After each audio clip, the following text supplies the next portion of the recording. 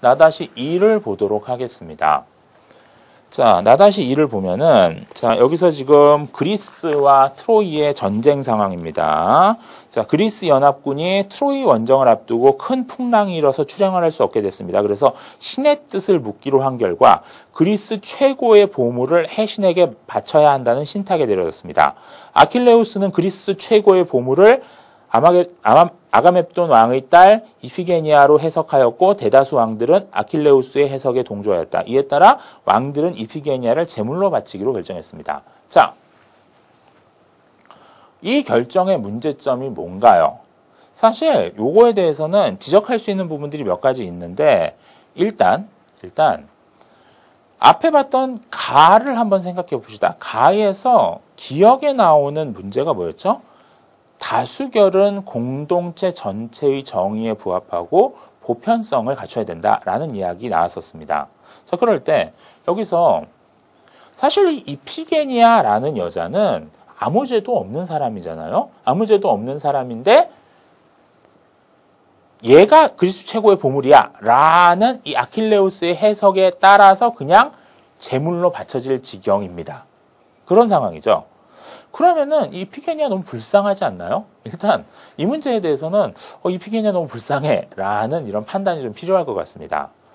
결국은 다수결을 통해서 이 왕들의 의사결정을 통해서 사람을 제물로 바치는 일이 일어났습니다. 자, 그럴 때 자, 물론 우리가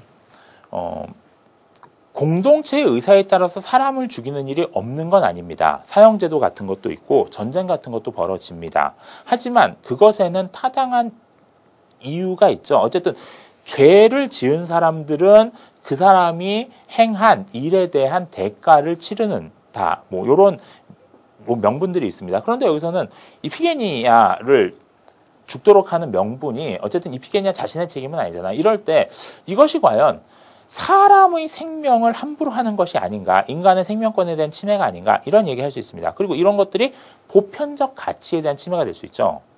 이 보편성이라는 개념이 뭔가요? 이 보편성이라는 개념은 결국은 시대와 사회를 불문하고 두루 통용되는 성질입니다. 결국 사람의 생명은 지켜져야 돼. 이런 것들이 보편적 가치거든요.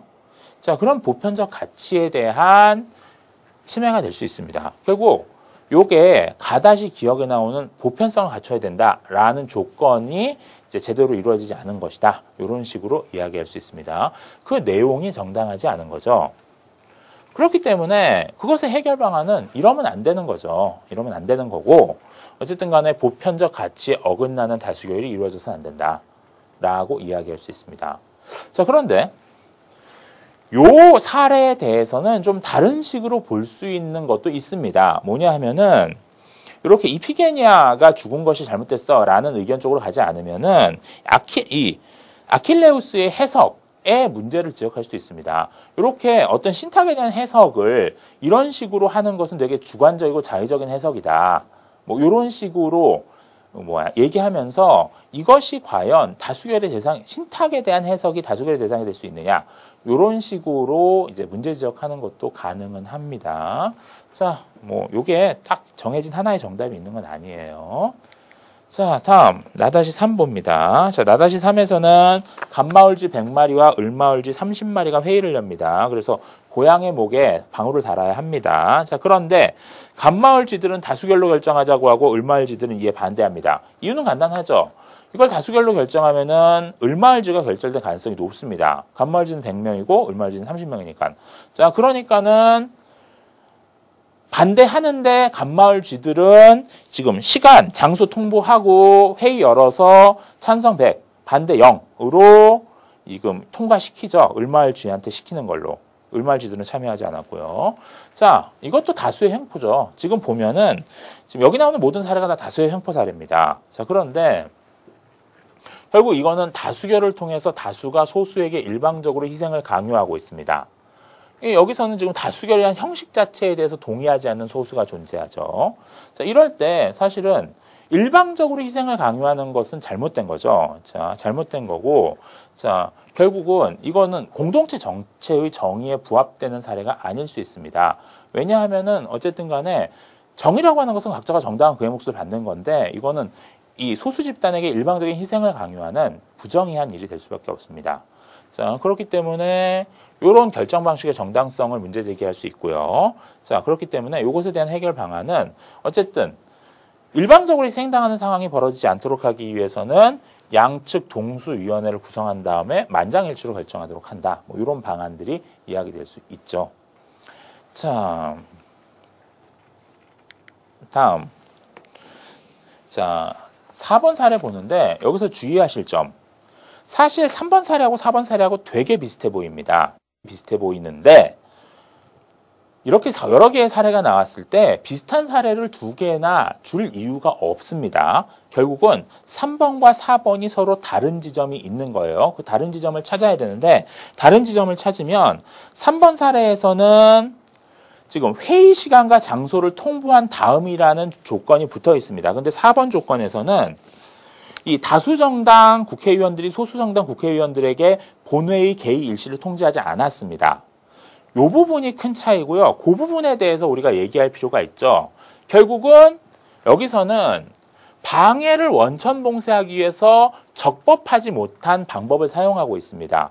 회의 일시를 통보하지 않은 것도 문제가 되고요. 이 소수 정당에서는 이제 무력으로 이것을 막으려고 한 것도 문제가 됩니다. 또한 여기에 지금 그 정보가 주어지지 않았죠. 대화와 설득 과정이 생각돼 있다는 것. 이게 필요하다라는 이야기가 가다시 기억에 나왔는데 그것도 문제 얘기할 수 있습니다. 결국 이거는 이 부분으로 보면은 가다시 1의 가다시 기억의 앞부분의 내용하고 연결되고요. 이 부분으로 보면은 절차적 정당성을 갖추지 못한 겁니다. 자, 결정 방식의 정당성 문제가 있고 그렇기 때문에 충분한 의견 수렴 과정과 적법한 절차에 따른 결정이 이루어져야 된다. 자, 요 문제에 대해서 이제 이런 대안을 내놓을 수 있는 거죠. 자, 이런 식으로 볼 수 있습니다. 자, 민주주의 참 어렵죠. 자, 지난 시간에도 그렇고 이번 시간에도 그렇고 그러니까 민주주의라는 것이 과연 무엇인가라는 부분도 어렵고요. 그리고 민주적 가치가 실현되기 위해서 어떤 의사결정 과정이 이루어져야 되는가의 문제도 어렵습니다.